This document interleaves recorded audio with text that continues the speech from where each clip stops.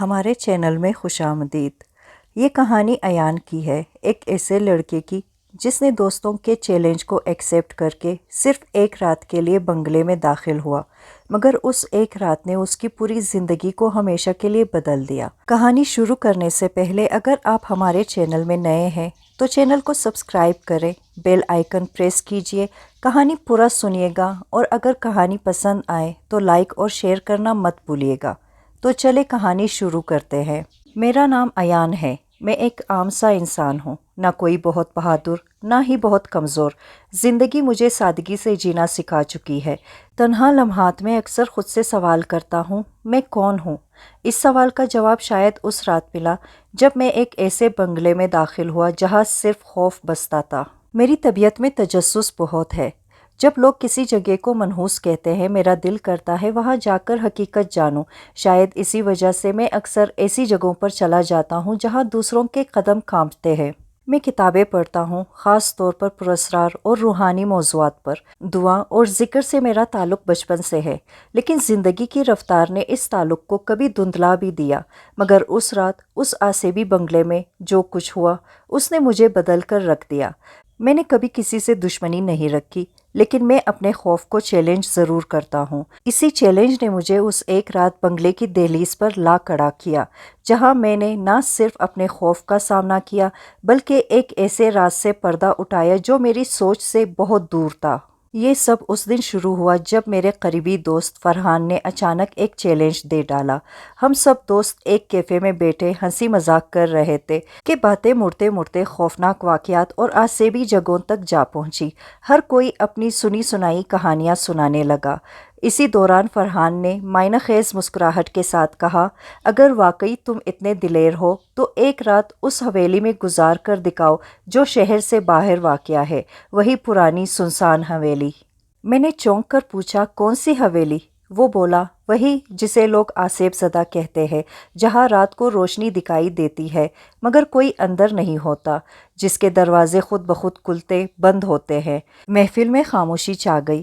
باقی دوست ہنسنے لگے جیسے یہ صرف مذاق ہو، مگر میرے اندر ایک عجیب ضد جاگ گئی۔ میں نے نظر جھکائی، مسکرایا اور کہا، ٹھیک ہے، چیلنج قبول ہے، میں اس حویلی میں ایک رات گزاروں گا، اکیلا۔ فرحان چونکا، سوچ لو، وہاں جو گیا واپس آیا تو کچھ اور ہی بن کر آیا۔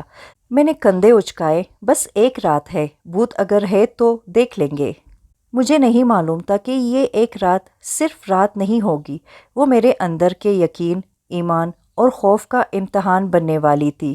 شام کے سائے گہرے ہو رہے تھے۔ میں نے بیگ اٹھایا، فون بند کیا اور تنہا اس حویلی کی طرف روانہ ہو گیا۔ یہ جگہ شہر سے کچھ فاصلے پر تھی، ایک سنسان سڑک کے آخر میں، پیڑوں کے جھنڈ کے بیچ، مکمل خاموشی میں لپٹی ہوئی۔ جب میں حویلی کے قریب پہنچا تو پہلا احساس عجیب سا بوجھل پن تھا، جیسے فضا میں کچھ تما ہوا ہو۔ سانس لینا بھی بھاری لگ رہا تھا۔ سامنے وہی پرانی خستہ عمارت کھڑی تھی، خستہ در و دیوار، جھولتی کھڑکیاں اور زنگ آلود لوہے کا دروازہ، مگر سب سے زیادہ خوفناک چیز تھی خاموشی۔ میں نے قدم آگے بڑھایا اور گیٹ کو دھکیل کر کھولا۔ دروازہ ایک بھاری سی کراہ کے ساتھ کھل گیا، جیسے برسوں سے کسی نے چھوا نہ ہو۔ صحن میں داخل ہوتے ہی قدم خود بخود آہستہ ہو گئے۔ ہر طرف سوکھے پتوں کی سرسراہٹ، دیواروں پر پرانے خون جیسے دھبے اور ایک عجیب ٹھنڈک۔ میرے دل کی دھڑکن تیز ہو گئی تھی۔ یہ صرف جگہ ہے، کچھ نہیں ہوگا، میں نے خود کو سمجھایا۔ اندر داخل ہوا تو سامنے ایک بڑی راہداری تھی، جس کے آخر میں ایک اندھیرا کمرہ۔ میں نے ٹارچ نکالی اور اس کے دھندلے پیلے روشنی میں پورے ہال کو دیکھا۔ دیواروں پر پٹے ہوئے پردے، فرش پر ٹوٹی ہوئی کرسیاں اور کچھ ایسے نشانات جیسے ناخنوں سے کسی نے لکڑی کو کرچا ہو۔ ایک طرف دروازہ کھلا پڑا تھا، جہاں ایک پرانی ہنڈیا جھول رہی تھی، بغیر کسی ہوا کے، ہلتی جا رہی تھی۔ میں نے آہستہ سے بیگ نیچے رکھا اور ایک کونے میں بیٹھ گیا۔ رات شروع ہو چکی تھی، مگر جو کچھ ہونے والا تھا وہ میری سوچ سے باہر تھا۔ رات کا پہلا پہر گزر رہا تھا۔ حویلی میں گہری خاموشی چھائی ہوئی تھی۔ صرف میرے دل کی دھڑکن کی آواز سنائی دے رہی تھی، جو لمحہ بلمحہ تیز ہوتی جا رہی تھی۔ میں نے ایک پرانی لکڑی کی کرسی پر بیٹھنے کی کوشش کی، مگر وہ چڑچڑاتی ہوئی آواز نکال کر ٹوٹنے کو ہو گئی، جیسے اس پر صدیوں کا بوجھ ہو۔ میں نے ہلکا سا مسکرایا اور خود کو نارمل رکھنے کی ناکام کوشش کی۔ بس وقت گزارنا ہے، صبح ہو جائے گی، میں نے دل کو تسلی دی۔ لیکن اچانک ٹک ٹک ٹک اوپر کی منزل سے ہلکی سی چلنے کی آواز آئی، جیسے ننگے پیر کوئی آہستہ آہستہ چل رہا ہو۔ میں چونک گیا۔ کسی جانور کی آواز ہوگی، میں نے فوراً سوچا، لیکن قدموں کی رفتار انسانی جیسی تھی، پورے تسلسل کے ساتھ۔ میں نے اوپر دیکھا، وہاں کوئی نظر نہ آیا، صرف چھت کے پرانے شہتیر تھے۔ مگر چند لمحوں بعد دھم، جیسے کسی نے زور سے کچھ پھینکا ہو۔ آواز براہ راست اوپر والے کمرے سے آئی۔ میرا دل تیزی سے دھڑکنے لگا۔ ٹارچ ہاتھ میں لی اور آہستہ آہستہ زینے چڑھنے لگا۔ ہر قدم پر سیڑھیوں کی چرچراہٹ میرے کانوں میں موت کا پیغام بن کر گونج رہی تھی۔ اوپر پہنچ کر میں نے اس کمرے کے دروازے کی طرف دیکھا جو آدھا کھلا ہوا تھا۔ وہاں روشنی کا نام و نشان نہیں تھا، صرف اندھیرا، اور دروازے کے پیچھے سے کوئی سانس لینے کی آواز آ رہی تھی، باری، گہری اور درد میں ڈوبی ہوئی۔ میرے قدم جم گئے۔ کون ہے وہاں؟ میں نے بلند آواز میں کہا، مگر جواب میں صرف خاموشی اور پھر ایک سرگوشی۔ تم آ گئے ہو، آخر تم آ ہی گئے۔ میں پیچھے ہٹنے ہی والا تھا کہ دروازہ خود بخود کھل گیا، لیکن اندر کچھ بھی نہ تھا سوائے اس بدبو کے جو کسی پرانی قبر جیسی تھی۔ میں خاموشی سے کمرے سے باہر نکلا، مگر میری سانسیں بے قابو تھی۔ دل زور زور سے دھڑک رہا تھا، جیسے سینہ پھاڑ کر باہر آ جائے گا۔ نیچے کی منزل پر واپس آنے ہی والا تھا کہ میرے عقب سے اچانک کسی کے بھاگنے کی آواز آئی۔ میں نے مڑ کر دیکھا، مگر پیچھے صرف خالی راہداری تھی۔ دیواروں پر دھند سی چھا گئی تھی اور ماحول میں ایک سرد سناٹا، جیسے خود وقت بھی تھم گیا ہو۔ لیکن تب میں نے اسے پہلی بار دیکھا۔ سامنے دیوار پر ایک سایہ تھا، انسانی شکل کا، مگر اس کا قد نارمل سے لمبا اور ہاتھ نیچے تک لٹکے ہوئے، جیسے جھول رہے ہو۔ میں نے پیچھے مڑ کر دیکھا، وہاں کوئی نہ تھا، مگر سایہ اب بھی دیوار پر موجود تھا۔ میرے جسم میں ایک جھٹکا سا لگا، میں نے پیچھے ہٹنا شروع کیا اور سایہ میرے ساتھ ساتھ حرکت کرتا رہا، قدم بقدم، جیسے میری نقل کر رہا ہو۔ پھر اچانک وہ سایہ دیوار سے الگ ہو کر زمین پر اتر آیا۔ اب وہ صرف سایہ نہیں رہا تھا، وہ ایک وجود بن چکا تھا۔ اندھیرے میں صرف اس کی آنکھیں چمکتی تھی، سرخ، گہرے جیسے انگارے، اور ان میں نفرت، غصہ اور بھوک تھی۔ میں نے چیخنے کی کوشش کی، مگر آواز گلے میں اٹک گئی۔ میں پیچھے ہٹتا گیا، یہاں تک کہ دیوار سے جا ٹکرایا، اور پھر وہ سایہ غائب ہو گیا، جیسے ہوا میں تحلیل ہو گیا ہو۔ میں زمین پر بیٹھ گیا، پسینے میں شرابور، سانس اکڑی ہوئی۔ یہ وہم نہیں تھا، کوئی ہے یہاں اور وہ مجھے دیکھ رہا ہے۔ اب یہ جگہ صرف ایک ویران حویلی نہیں رہی تھی، یہ ایک قید خانہ بن چکی تھی، میرے لیے، میری ہمت کے لیے، اور شاید میری روح کے لیے۔ حویلی کی تاریک راہداریوں میں گھومتے ہوئے میری نظر ایک ایسے دروازے پر پڑی جو زنگ آلود تالے سے بند تھا۔ وہ دروازہ باقی کمروں سے مختلف لگ رہا تھا۔ اس کے کناروں پر عجیب سی تحریریں کندہ تھی، جیسے کسی نے عربی یا فارسی میں لکھا ہو۔ کچھ الفاظ جانے پہچانے تھے، قفل لعنت، نافرمانی، قید روح۔ میرے دل میں عجیب سا کھچاؤ پیدا ہوا، لیکن تجسس غالب آ گیا۔ میں نے جیب سے آہنی راڈ نکالی جو احتیاطاً ساتھ لایا تھا، اور تالا توڑنے کی کوشش کی۔ تھوڑی دیر میں زنگ آلود تالا ایک کرخت آواز کے ساتھ ٹوٹ گیا، دروازہ کھلا، اور ایک بھاری سی سرد لہر میرے چہرے سے ٹکرائی۔ کمرہ بالکل اندھیرا تھا۔ میں نے ٹارچ کی روشنی اندر کی تو سامنے کے منظر میرے رونگٹے کھڑے کرنے کے لیے کافی تھا۔ کمرے کی دیواروں پر کالے داغوں، خون کے نشانات اور تعویذ لٹک رہے تھے۔ درمیان میں ایک پرانا سا لکڑی کا تخت تھا، جس پر کسی کو باندھنے کے نشانات اب بھی واضح تھے، زنجیروں کے نشان، ناخنوں کے کروچے، اور زمین پر خشک ہو چکا خون۔ میں جیسے جیسے آگے بڑھا، ایک بھاری سانسوں کی آواز کمرے میں گونجنے لگی، مگر وہاں کوئی موجود نہیں تھا۔ کمرے کے ایک کونے میں پرانا صندوق رکھا تھا۔ میں نے اسے کھولا تو اندر ایک چمڑے کی جلد والی کتاب رکھی تھی۔ کتاب کے صفحات خون جیسے سیاہ تھے، اور الفاظ کسی اور ہی دنیا کی زبان میں لکھے ہوئے تھے۔ پہلے صفحے پر ایک جملہ واضح تھا، جسے آزاد کرو گے وہ تمہارے ساتھ بندھ جائے گا۔ میرا ہاتھ کانپ گیا۔ میں پیچھے ہٹنے ہی والا تھا کہ دروازہ زور سے بند ہو گیا، بغیر کسی کے۔ اب میں اس کمرے میں بند تھا، اور وہ جو اس کتاب میں قید تھا، شاید آزاد ہو چکا تھا۔ دروازہ زور سے بند ہو چکا تھا اور پورے کمرے میں اندھیرا چھا گیا تھا۔ میری ٹارچ بھی اچانک بجھ گئی، جیسے کسی نے اس کی روشنی چھین لی ہو۔ میں نے جلدی سے موبائل نکالا لیکن وہ بھی بند ہو چکا تھا، بیٹری فل ہونے کے باوجود۔ میں اندھیرے میں سانس لیتا رہا مگر فضا میں عجیب سی گھٹن تھی۔ دیواروں پر لٹکتے تعویذ ہلنے لگے جیسے کسی نے انہیں چھوا ہو، اور پھر اچانک کمرے میں شدید سرد ہوا چلنے لگی مگر دروازے اور کھڑکیاں سب بند تھی۔ میں نے خود کو سمیٹا اور دعا پڑھنے لگا، آیت الکرسی، لیکن میرا دل کہتا تھا یہ کچھ بڑا ہے۔ اچانک میرے پیچھے کوئی زور سے چیخا، تو نے عہد توڑ دیا۔ میرے جسم میں سنسناہٹ دوڑ گئی۔ میں نے پیچھے مڑ کر دیکھا تو صرف دعا تھا، لیکن وہ دعا شکل اختیار کر رہا تھا، انسانی جسم مگر چہرہ بے شکل، آنکھیں سیاہ گڑھوں جیسی اور لمبے ناخن جیسے کسی جانور کے ہوں۔ اس نے میرے گلے کی طرف ہاتھ بڑھایا اور اگلے ہی لمحے وہ مجھے ہوا میں اٹھا چکا تھا۔ میری سانس بند ہونے لگی، جسم بے جان سا ہو گیا، آنکھوں کے آگے اندھیرا چھانے لگا۔ میں نے بمشکل زبان ہلائی اور سرگوشی کی، اللہ مدد، بس اتنا ہی کہنا تھا کہ اچانک ایک جھٹکا لگا جیسے کسی نے مجھے زمین پر پٹخ دیا ہو۔ میں زمین پر گرا، بری طرح کانستا ہوا، پسینے میں شرابور۔ جب میں نے آنکھیں کھولی تو وہ سایہ غائب ہو چکا تھا مگر کمرے کی دیوار پر ایک نئی تحریر خون سے لکھی گئی تھی، اب تو میرا ہے۔ میں زمین پر پڑا ہانپ رہا تھا، دیوار پر خون سے لکھی تحریر کو گھورتا رہا، اب تو میرا ہے۔ میرے ذہن میں ایک ہی سوال گونج رہا تھا، یہ ہے کون؟ میں نے وہی چمڑے کی کتاب دوبارہ کھولی اور کئی صفحات تیزی سے پلٹنے لگا۔ اچانک ایک صفحہ ایسا آیا جس پر ایک نام واضح لکھا تھا، قاسم بن خبیث۔ نیچے تحریر تھی، یہ وہ جن ہے جسے 300 سال پہلے ایک عامل نے قید کیا تھا۔ قاسم انسانوں کے خواب، جسم اور روح پر قبضہ کرتا ہے۔ اس کے عہد کو توڑنے والا اس کا غلام بن جاتا ہے ہمیشہ کے لیے۔ میرا جسم کپ کپانے لگا۔ تبھی مجھے حویلی کے ایک پرانے ملازم کی کہانی یاد آئی جو کسی نے بچپن میں سنائی تھی۔ کہتے تھے یہ حویلی کبھی ایک امیر بزرگ عامل کی تھی جو جنات پر عمل کرتا تھا۔ آخری بار جب کسی نے اسے دیکھا تو وہ چلا چلا کر کہہ رہا تھا، میں نے اسے قید کر دیا ہے، اس کی نسل کو بھی۔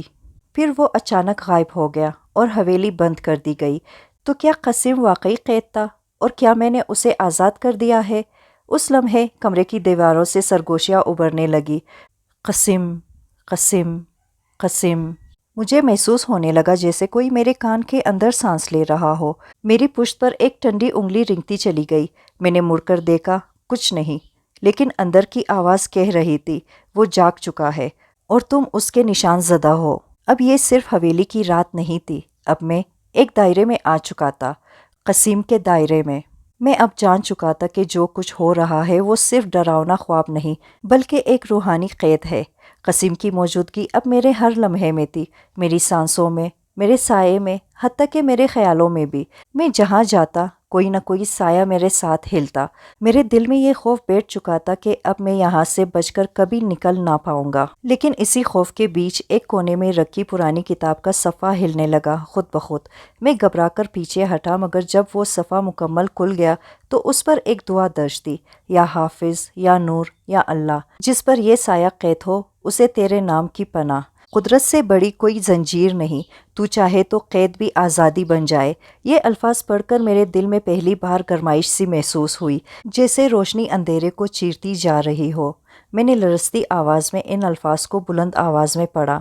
پہلے کچھ نہ ہوا، پھر اچانک دیوار پر لٹکا ہوا تعویذ گر گیا جیسے کسی نے زور سے پھینکا ہو۔ میرے دل نے گواہی دی، قاسم ان الفاظ سے ڈرتا ہے۔ میں نے دوبارہ پڑھنا شروع کیا اور اس بار حویلی کی فضا ترکنے لگی، دروازے خود بخود کھلنے لگے، ہوا گرجنے لگی اور سرگوشیاں غصے میں بدل گئی۔ بند کر، خاموش ہو جا، تو نہیں جانتا کیا جاگا ہے۔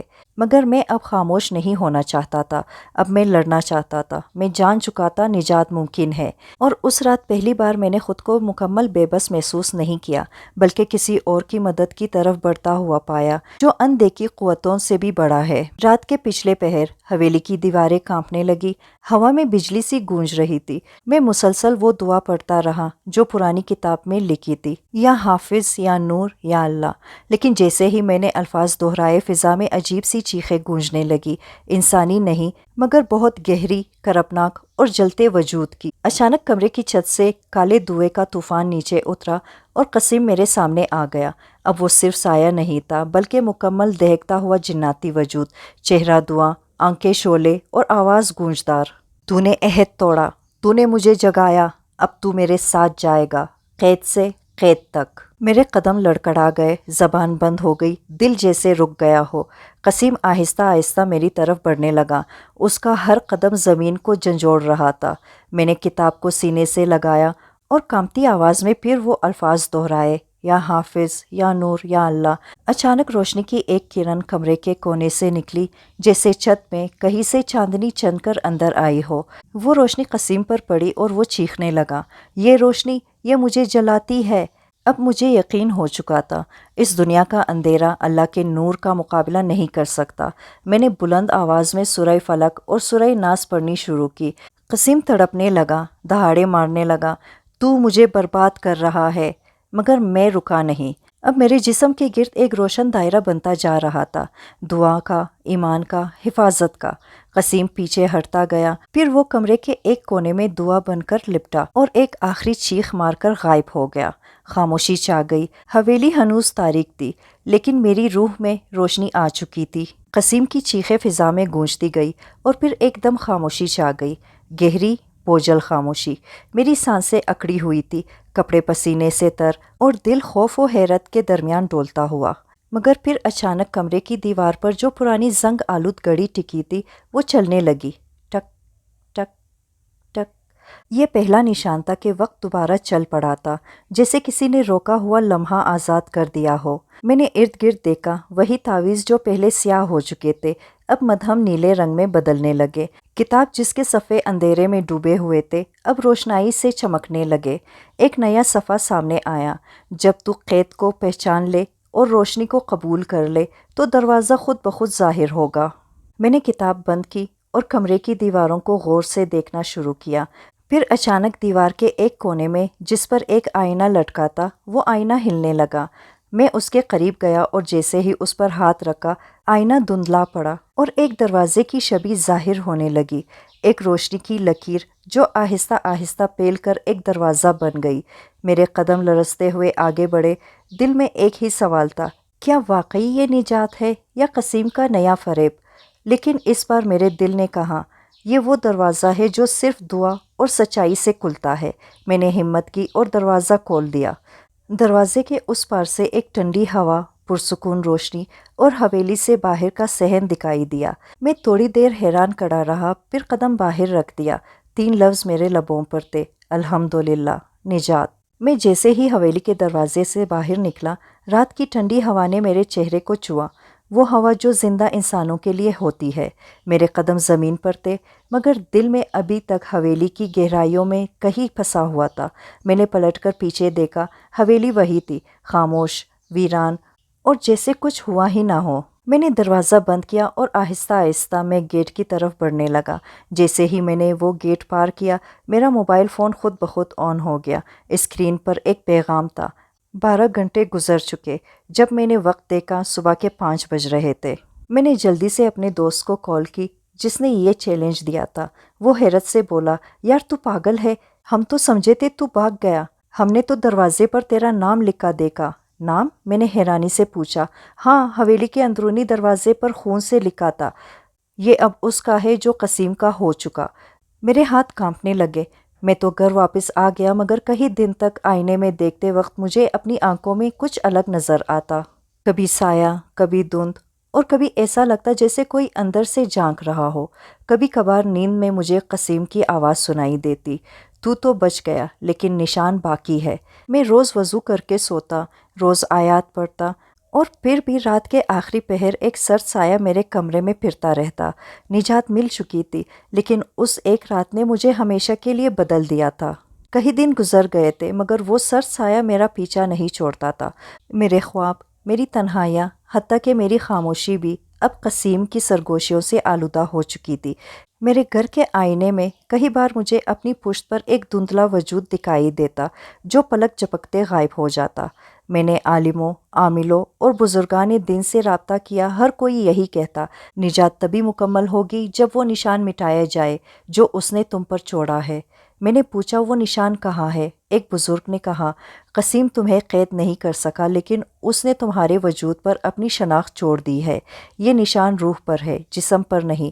تمہیں اس مقام واپس جانا ہوگا جہاں تمہاری روح نے اس کا سامنا کیا تھا، اور وہاں آخری سجدہ کرنا ہوگا خالص دل سے، سچے توبے کے ساتھ۔ تبھی نور ظلمت کا نشان جلا سکتا ہے۔ میرے رونگٹے کھڑے ہو گئے۔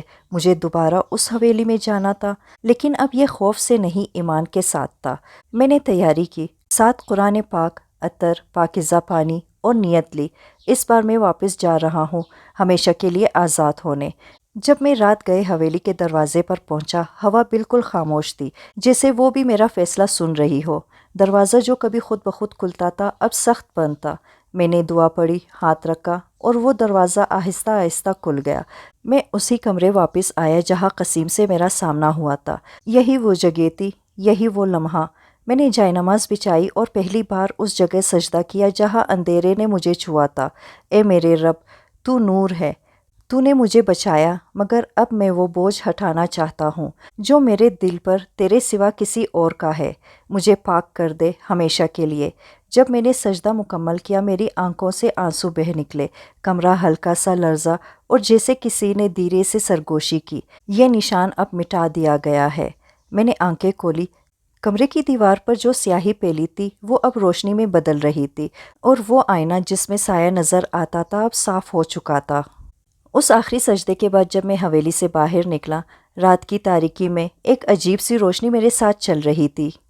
نہ وہ چمکتی، نہ شعاع، بلکہ دل کا سکون جو کسی چمکتے چراغ سے کہیں زیادہ روشن ہوتا ہے۔ میں نے پلٹ کر دوبارہ حویلی کو دیکھا، مگر اب وہ صرف ایک خالی عمارت تھی۔ نہ کوئی سایہ، نہ سرگوشی، نہ وہ وزن جو کبھی میرے سانسوں پر بوجھ بنتا تھا۔ میں واپس اپنے گھر آیا اور پہلی بار برسوں کے بعد پرسکون نیند سویا۔ کوئی خواب نہیں آیا، کوئی آواز نہیں سنائی دی، کوئی سایہ میرے کمرے میں نہ گھوما۔ اب میری زندگی عام ہو چکی تھی، لیکن میں جانتا تھا میں کبھی ویسا عام نہیں رہوں گا۔ میں نے اس حویلی کے بارے میں کسی کو کچھ نہیں بتایا، سوائے ان لوگوں کے جو خود اندھیرے سے نکلنے کی جسارت کرتے ہیں۔ میرا ایک ہی پیغام ہے، شیطانی جگہوں پر قدم رکھنے سے پہلے سوچو۔ ہر چیلنج تفریح نہیں ہوتا، ہر دروازہ کھولنے کے لیے نہیں ہوتا، اور ہر سایہ بس سایہ نہیں ہوتا۔ نجات ملی، مگر اس رات نے مجھے ایک اور چیز دی، دوسروں کو خبردار کرنے کی ذمہ داری۔ اب میں جیتا ہوں، سکون میں، دعا میں، اور اس یقین کے ساتھ جس نے مجھے بچایا وہی دوسروں کو بھی بچا سکتا ہے۔ بس وقت سے پہلے لوٹ آؤ کہ ہر بار نجات کا دروازہ کھلا نہیں ملتا۔